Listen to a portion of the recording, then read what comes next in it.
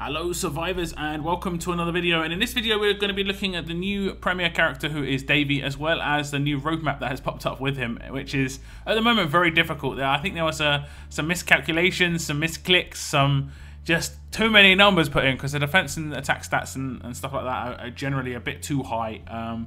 So we'll have to, but it is doable. I have managed to complete it. It's just you have to do it in a very different way than what you would normally do these sort of roadmaps. So we'll look at 6-star Davie. And he is an alert character, Davie, called Off Kilter, playing into his kilt setup. He's got I don't know what he's got there, toolkit, swinging it about. He's very excited.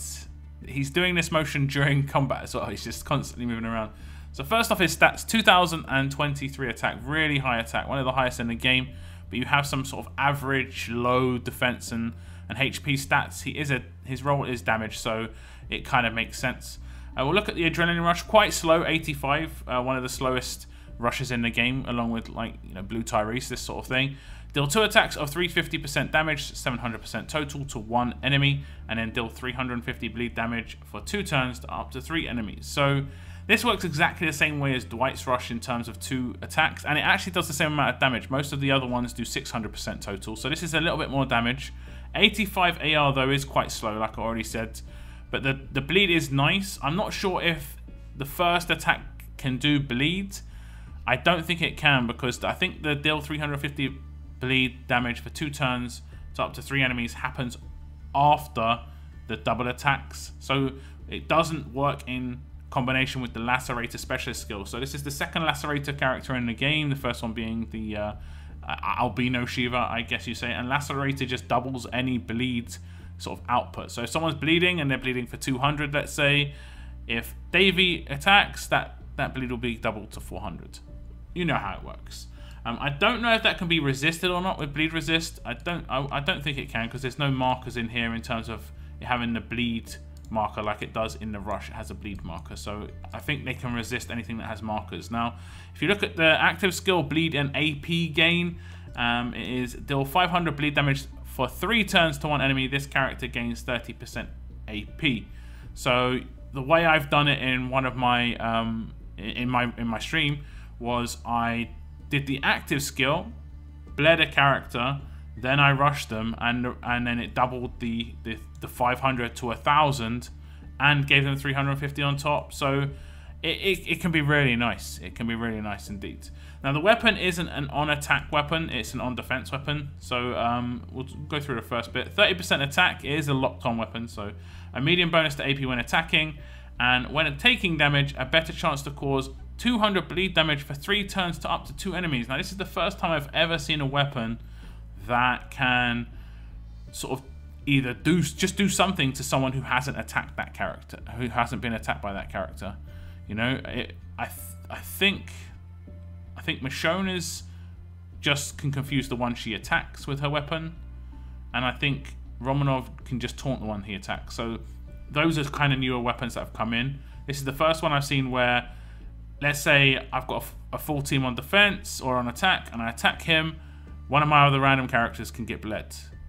So it's interesting. This kind of mix it up a little bit. It isn't a really strong bleed 200, and this is where he's not going to be as strong as Shiva was, in terms of Shiva could do the rush. Her first attack on her rush could proc her bleed on attack, and the second part of her rush could double that bleed. That was a really nice little mini combo that she could get going, and Davie's never going to be able to get that going unless you put bleed on this from the armory, which is pretty trash. If I'm honest, 70 bleed is just not worth it. But I'm not really sure. I don't think this guy's going to be amazing on defense, for instance, even though he's got an on-defense AR, a weapon. His AR is very slow, so that's what makes it really, he's not going to be super good on attack either. So you're going to have a command. You have to have a command to make this character work. He's going to do a lot of damage. Lacerator can take a little bit of time to get going, but his rush is powerful alone. 700% total damage is very good. Like I say, Dwight's, if you gear him correctly, it's great. So he's okay as a character. I think it's just going to be... I think Lacerator is going to be really useful in other parts of the game as well. Faction Assault, I've seen Lacerator work really well in combination with, Hemorrhage.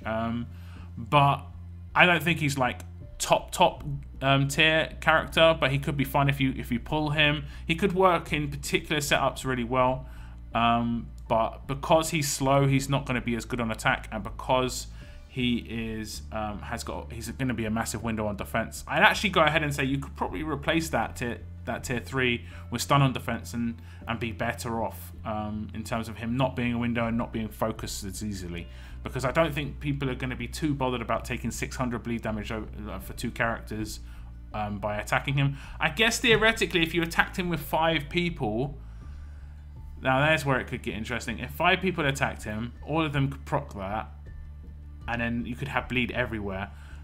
It could be interesting. See, when I thought about that on my stream, my first thought was he's so weak defensively that if you wanted to gear him that way, you'd have to put some massive defensive mods on him. You'd have to put HP mods on him. You'd have to put, you know, defense on his weapon. It could be worth doing. It could be worth doing. If you pull for this character and you get this character, it could be worth messing around and just making him really tanky. He's got decent base damage, so you don't really need to increase that. And you could get like an extra 1,000 defense easily with weapons and combat mods. So he could be really, really tanky, especially if you've got him behind, say, an Erica. So that could be, and just be playing around, people just bleeding everywhere. And then obviously when he attacks them afterwards, he's double it. So that'd be interesting. So the other part of the release of this character was the roadmap, and the roadmap is very difficult. It's very difficult. I did manage to 3-star on my other region. I've got to the last stage on this region, and I have just about got enough energy. That's not too bad. We are going to go for this. I messed around on my stream just doing it with some random teams. I can't remember what team I decided to go with because the last stage has certain characters on it. It's 2 Marlons, which means they can rush second turn, and it is a Carl. Fortunately, Carl's not leader, and it is also a Koa. Koa's the leader. It is a shield, but we're going to counter Koa with flashbangs, and we're going to counter let me see, is that on defense? And we're going to counter the Marlons with knockout gas, just in case, because Marlons can go off basically really quickly, because they can get their rush to set for the second turn because of the way it works. So I'll start up the stage and you can see what it's like. So better chance for AP gain to self when attacking, and that means after the first attack he can gain his rush. What we're going to do is we're going to stun Koa so he doesn't shield, and we're going to stun this line just for the sake of it, and I'm going to try and stun this character just with a weapon. So I managed to stun them all first turn, and then I'm going to debuff, and we're going to spam the nades. So that's going to do 3,000 damage, and I should be able to take out this one. Not right now, but soon enough. I'm going to stun again. Am I going to stun again? I think I am. Stun, stun, and let's see if I can stun this guy. There we go. Don't have to use a stun on him again.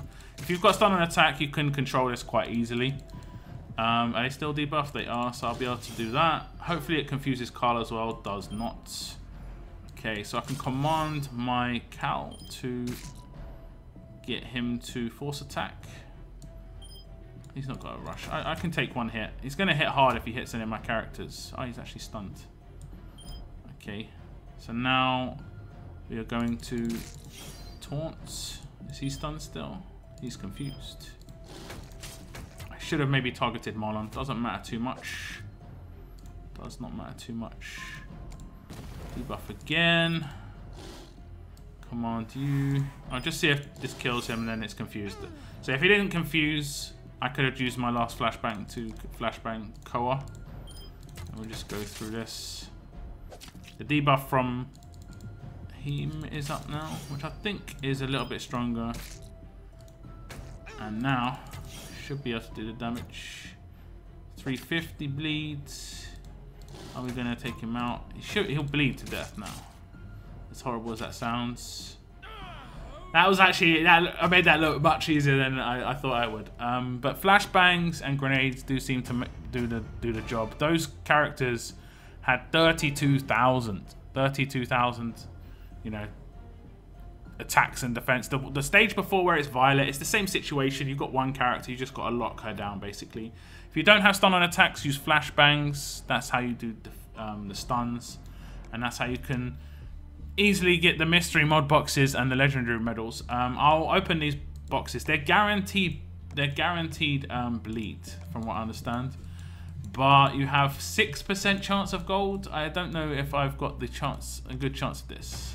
Bronze and silver. Okay, not too bad, but I don't need to bleed, if I'm honest. I don't have a lacerated character yet. Hopefully they will give a free-to-play lacerated character in the future. It would be nice. But that's the end of this video, guys. What do you think of Davie? If you're still struggling with the roadmap, feel free to comment and I can try and help you guys out. Hopefully what I just showed is giving you some ideas. Just remember to just use the certain items.